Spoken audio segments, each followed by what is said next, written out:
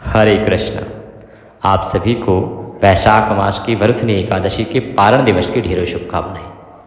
प्रिय दर्शकों, आप सभी ने व्रत किया है 24 को, 25 को पारण करना है। तो आज के इस वीडियो में हम बताएंगे आपको कि पारण किस समय करना है, पारण किस विधि से करना है, पारण के समय पूजन कैसे करना है, क्या पूजा करनी है, पारण के क्या मंत्र रहेंगे, क्या भोग रहेगा, क्या भगवान को अर्पित करना है, क्या अर्पित नहीं करना है, क्या गलती नहीं करनी है, और पारण के नियम क्या हैं।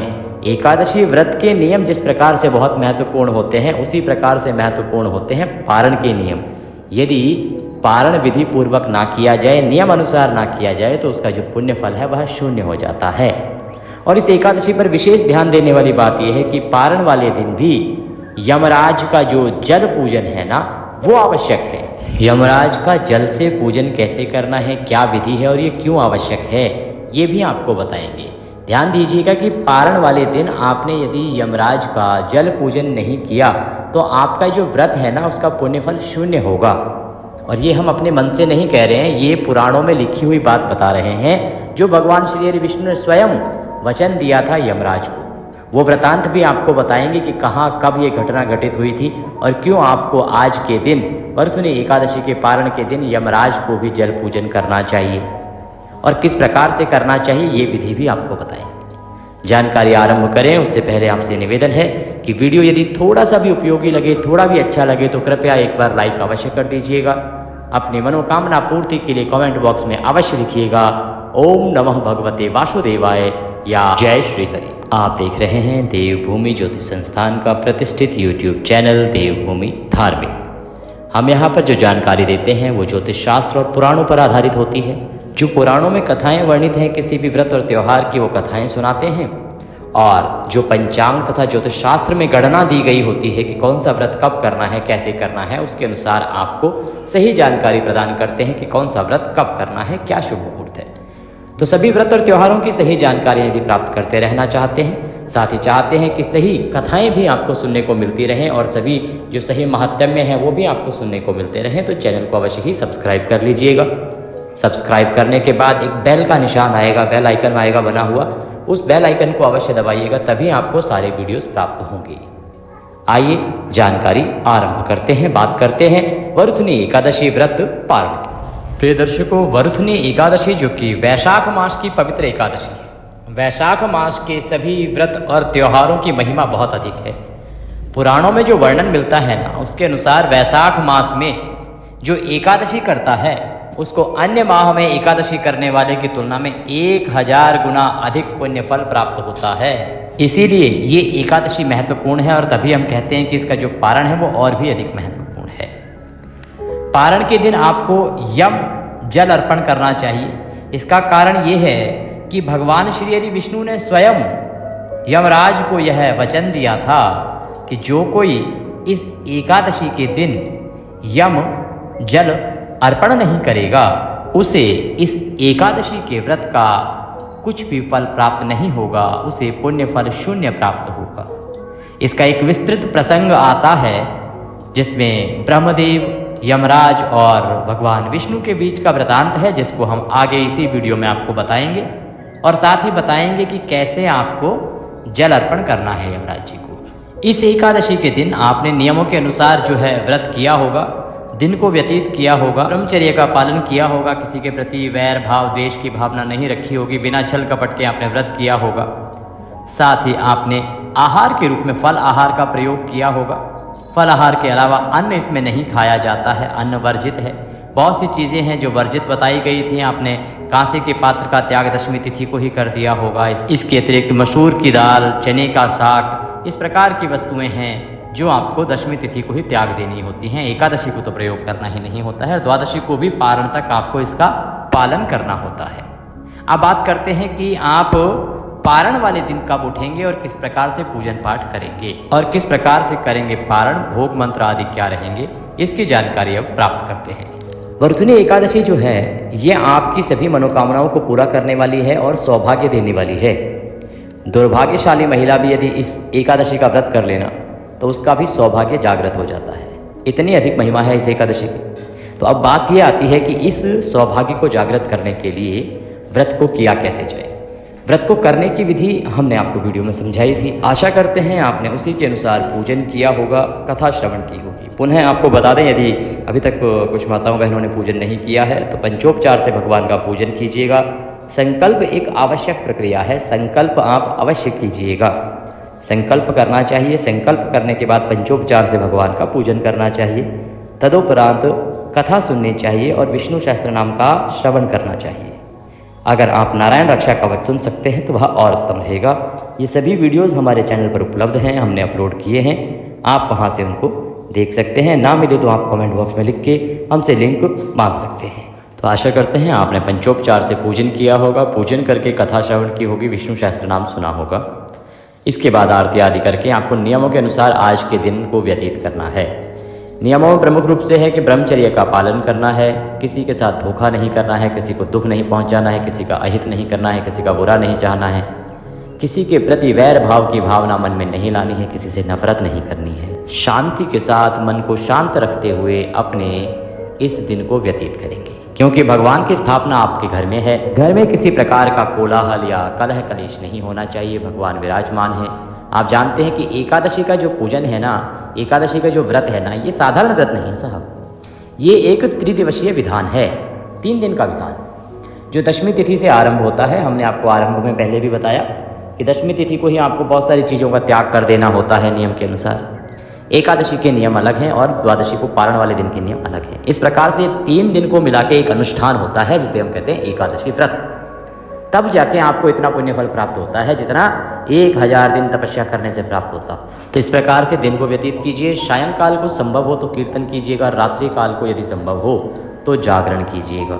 शयन करना हो और संभव हो तो पृथ्वी पर शयन कीजिएगा। और पारण के लिए पारण वाले दिन आपको सूर्योदय से पहले उठ जाना चाहिए। पारण का जो नियम है वो है कि आप या तो ब्रह्म मुहूर्त में उठ जाएं, ब्रह्म मुहूर्त में ना उठ सकें तो सूर्योदय से पहले आप अवश्य ही उठ जाएं। एक चीज़ का आपको ध्यान दिलाना चाहेंगे, हमने पहले भी बताया था कि ये जो एकादशी है ना, इस पर यम जलदान का विशेष महत्व है। विशेष महत्व क्या कि अगर आपने यमराज को इस दिन जल अर्पित नहीं किया तो आपके द्वारा किए जा रहे इस पूजा पाठ का आपको पुण्य फल प्राप्त नहीं होगा। और ये कोई साधारण बात नहीं है या इधर उधर की बात नहीं है, हंसी मजाक की बात नहीं है। ये स्वयं भगवान श्री हरि विष्णु ने वचन दिया है यमराज को। ये संक्षिप्त घटना आपको वीडियो के अंत में अवश्य बताएंगे, पूजा विधि के बाद, पारण विधि के बाद, जिससे कि आप समझ सकें कि क्यों आवश्यक है इस दिन यमराज को जल देना, एकादशी के पूजन वाले दिन भी और पारण वाले दिन भी। और ये सत्य है कि भगवान के द्वारा ही यह प्रतिपादित कहा गया है कि यदि कोई भी व्यक्ति इस दिन यमराज को जल अर्पित नहीं करेगा तो इस दिन किए जा रहे सभी पूजा पाठ व्रत आदि का फल निरस्त हो जाएगा, शून्य हो जाएगा। ये व्रतांत आपको समझाएंगे। अभी बात करते हैं कि अब आपने पारण की पूजा कैसे करनी है, पारण वाले दिन पूजन कैसे करना है, क्या विधि और नियम रहेंगे, और फिर बताएंगे यमराज को जल कैसे देना है, कब देना है। प्रिय दर्शकों, पारण वाले दिन स्नान आदि करके स्वच्छ वस्त्र धारण कीजिए। स्वच्छ वस्त्र धारण करके और अपने पूजा स्थल पर सामग्री एकत्र करके बैठ जाइए। जिन लोगों ने पहले से ही हमारे विधि अनुसार पूजा की है तो उन्होंने पहले ही भगवान की स्थापना भी कर रखी होगी और पूजन भी किया होगा। परंतु YouTube पर बहुत से ऐसे दर्शक भी होते हैं जो पहली बार हमारा पारण का वीडियो देख रहे होते हैं, तो उनके लिए हम बताना चाहेंगे आरंभ से ही कि कैसे आपने भगवान की स्थापना करनी है और कैसे पूजन करना है। तो जिन लोगों ने स्थापना नहीं की हुई है वो स्थापना भी कर लीजिएगा, और जिन्होंने पहले से ही हमारे द्वारा बताई गई विधि से स्थापना की है और पारण का पूजन करना चाहते हैं तो वो जैसे ही हम यहाँ स्थापना के बाद पूजन आरंभ करेंगे वहाँ से आरंभ कीजिएगा। प्रिय दर्शकों, सबसे पहले आपके पास होना चाहिए पूजन के लिए भगवान श्री हरि विष्णु के माधव स्वरूप की कोई प्रतिमा या तस्वीर। माधव स्वरूप इसलिए क्योंकि माधव मास की जो 2 एकादशियाँ हैं ना, दोनों पर भगवान के माधव स्वरूप का ही पूजन होगा। माधव मास क्या है? वैशाख मास। अगर आपके पास हो तो उत्तम है, नहीं हो तो भगवान विष्णु के किसी भी रूप की आप तस्वीर या प्रतिमा को रख सकते हैं। एक चौकी मिल जाए तो चौकी लीजिएगा, बिछाने के लिए पीला वस्त्र लीजिएगा। इसके अतिरिक्त रौली, मौली, पान, सुपारी, लौंग, इलायची, धूप, दीप, नैवेद्य, फूलों की माला, खुले फूल, भगवान को अर्पित करने के लिए इत्र, जनेऊ। पंचामृत स्नान के लिए पंचामृत बनाएंगे तो पंचामृत के लिए कच्चा दूध, दही, घी, शहद और शक्कर। एक तांबे का लोटा लीजिएगा। तांबे के लोटे को अच्छे से मांझ लीजिए, उसमें पहले गंगा जल भरिए, फिर उसमें शुद्ध जल भरिएगा। और ये सामग्री एक स्थान पर, जो भी आपका पूजा का उपयुक्त स्थान है जहाँ पर बैठकर आप पूजन करते हैं ना, वहाँ पर आसन लगा के बैठ जाइए, सामग्री एकत्र कर लीजिए। उस स्थान का सबसे पहले पवित्रीकरण करेंगे, शुद्धिकरण करेंगे, उसके बाद हम स्थापना करते हुए पूजन में आगे बढ़ेंगे। शुद्धिकरण करने के लिए एक फूल लीजिए, फूल को जो लोटे में जल भरा है उसमें डुबोइए और सभी स्थान पर तथा सामग्री पर छींटे दीजिए। इससे स्थान का और सामग्री का पवित्रीकरण हो जाएगा। ओम पवित्रो पवित्रं सर्वांग वस्तांगतोपिवं यह स्मरेत पुंडरीकाक्षं सवायंतरः शुचियो। इस प्रकार से जल छींटे देके आपने स्थान का पवित्रीकरण किया है, शुद्धिकरण किया है। अब भगवान की स्थापना करेंगे। यदि आपके पास चौकी है तो चौकी को लीजिए, चौकी बिछाइए, उस पर पीला वस्त्र बिछाइए और उसके ऊपर भगवान को आसन के रूप में पुष्प अर्पित कीजिए कि हे भगवान, ये हम आपको आसन प्रदान कर रहे हैं, इस पर आप विराजमान होइए और भगवान की तस्वीर को स्थापित कर दीजिए। यदि आपके पास चौकी नहीं है तो कोई बात नहीं, आप पृथ्वी पर रखकर भी पूजन कर सकते हैं। ये जो भी आपके पास उपयुक्त स्थान है ना, मंदिर है तो मंदिर में रख लीजिए, या जो आपकी साफ़ सुथरी जगह है पूजा की वहाँ पर रख लीजिए। अन्यथा आपका कच्चा मकान भी है तो भी आप उसको अच्छे से लीप के साफ कर लीजिए और वहाँ पर रख कर पूजन कर सकते हैं। पूजन करने में, भगवान की स्थापना करने में कोई किसी प्रकार का दोष नहीं है। भगवान कहते हैं कि जैसी सुविधा मैंने आपको दी है, जैसा मैंने आपको सामर्थ्य दिया है, उसके अनुसार आप पूजन करें। तो जैसा आपका सामर्थ्य है उसके अनुसार स्थापना कीजिए भगवान की। स्थापना करने के बाद सामने घी का दिया स्थापित कीजिए। दीपक को भी आप आसन देंगे, दीपक भी बिना आसन के नहीं रखा जाएगा, आसन के रूप में पुष्प रख दीजिएगा। आज द्वादशी है, आज आप चावल का प्रयोग भी कर सकते हैं तो आप दीपक के नीचे चावल भी रख सकते हैं। दीपक स्थापित कीजिए, धूप स्थापित कीजिए। स्थापना करने के बाद धूप और दीपक को प्रज्वलित कर लीजिए, जला दीजिए। अपने सीधे हाथ में जल लीजिए और हाथ धो लीजिए। हस्तो प्रक्षालनम। अब आप भगवान का पूजन आरंभ करेंगे। भगवान का पूजन करने के लिए सबसे पहले भगवान को पद्य, अर्घ्य, आचमनी अर्पित करेंगे। आप पारण के दिन की पूजन कर रहे हैं तो यहाँ से आप सभी जो माताएं बहनें जिन्होंने एकादशी की विधि देख के स्थापना कर रखी है वो भी अब पूजन आरंभ कर सकते हैं। अभी तक स्थापना तक का जो विषय था वो उनके लिए था जिन्होंने स्थापना नहीं की थी, जो पहली बार वीडियो देख रहे थे। अब सबकी स्थापना हो चुकी है, अब हम पूजन आरंभ करेंगे। पूजन के लिए सबसे पहले भगवान को पद्य, अर्घ्य, आचमनी अर्पित करेंगे। पद्य, अर्घ्य, आचमनी अर्पित करने के लिए एक आचमनी लीजिए, जल आचमनी जो आती है उसको लोटे में डालिए और एक एक चम्मच जल भगवान को अर्पित करेंगे। भगवान के सामने एक कटोरी रख दीजिए, एक पात्र रख दीजिए जिसमें कि आप जल अर्पित करेंगे भगवान को। एक एक मंत्र पर एक एक चम्मच जल चढ़ाएंगे। ओम भूर्भुवः श्री माधव मासे वरुथनी एकादशी पारण पूजन उपलक्षार्थाय श्री हरि विष्णु निमित्तार्थाय पद्यम समर्पयामि। ओम भूर्भुवः श्री वासुदेवाय नमः। अर्घ्यम समर्पयामि। अब एक चम्मच जल अर्घ्य के रूप में अर्पित करेंगे। चम्मच जल लीजिए, भगवान के सामने रखे हुए पात्र में अर्पित कर दीजिए। अब भगवान को आचमनी कराएंगे।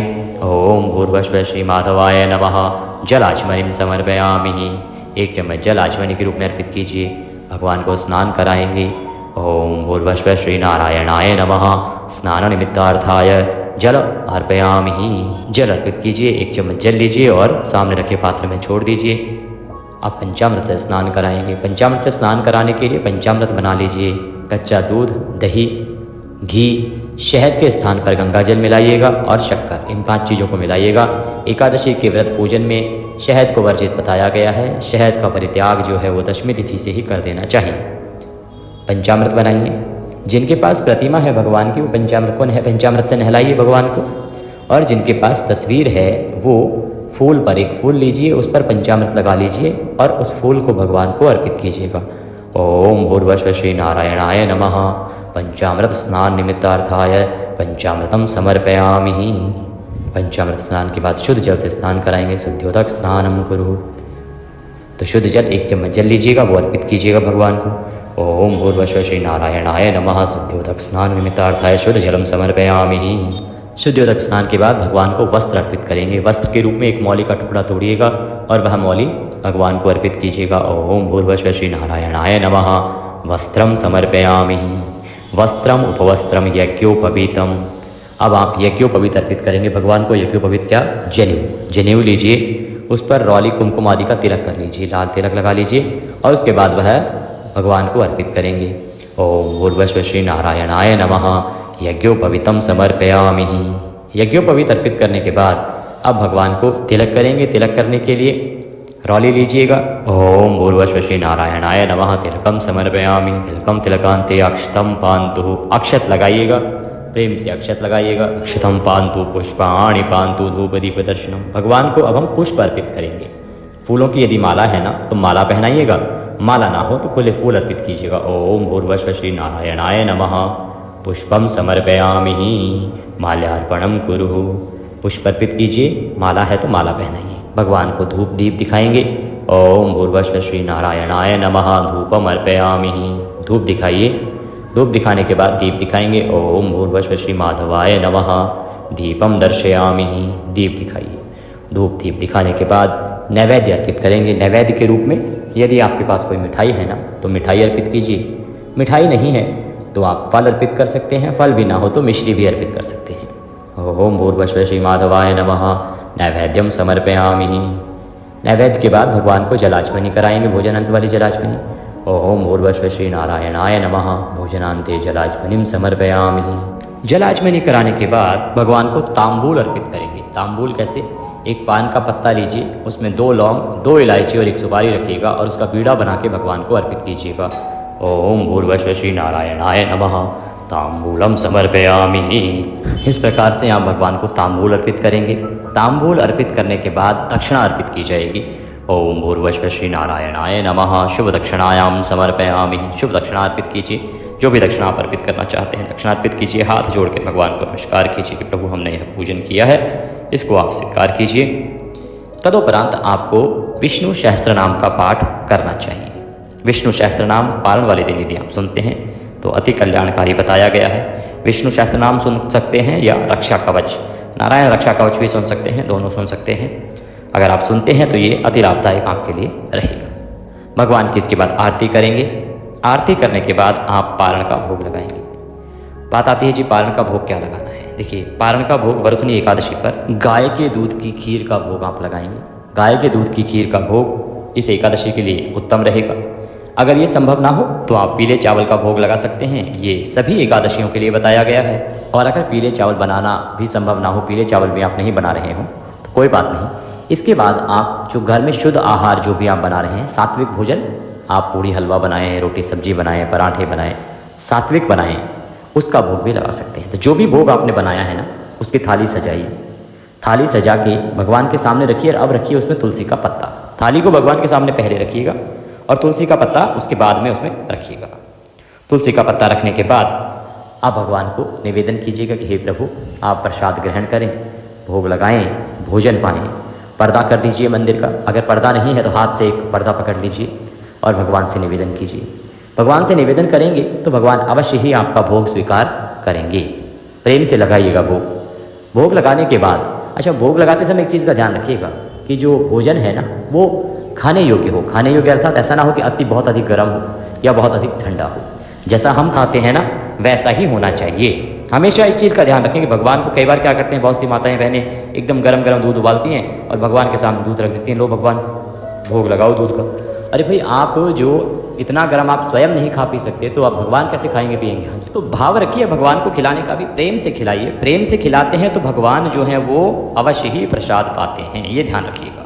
भोग लगाने के बाद ताली बजाइए, पर्दा हटा दीजिए और भगवान को जलाचमनी कराइए। जल लीजिए आचमनी में और जो थाली है भोग की उसके चारों तरफ घुमाइए और छोड़ दीजिए। हाथ जोड़िए, नमस्कार कीजिए और थाली वहाँ से उठा लीजिए। इस थाली को आप बाकी प्रसाद में मिला दीजिएगा।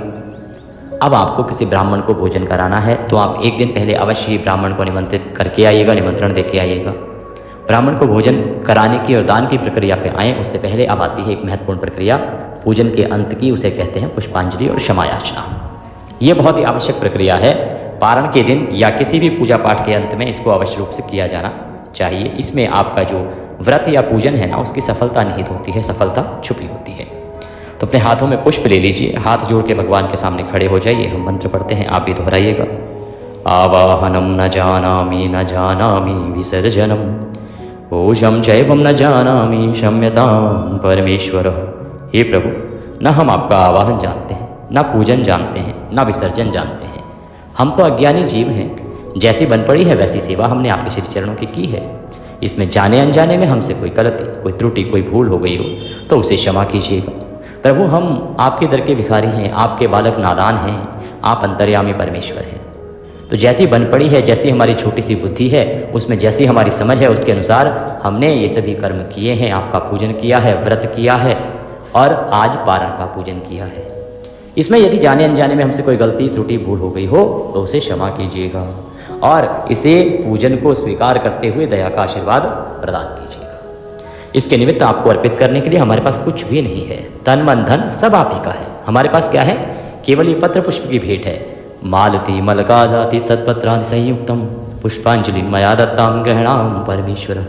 यह पत्र पुष्प की भेंट है प्रभु, इसे स्वीकार करें और दया का आशीर्वाद प्रदान करें। इस प्रकार से वो पुष्प भगवान के चरणों में अर्पित कर दीजिए, हाथ जोड़ के नमस्कार कीजिए और खड़े खड़े वहीं पर परिक्रमा कर लीजिए। भगवान की परिक्रमा करने के बाद, नमस्कार करने के बाद आपका जो पूजन है ये पूर्ण होता है।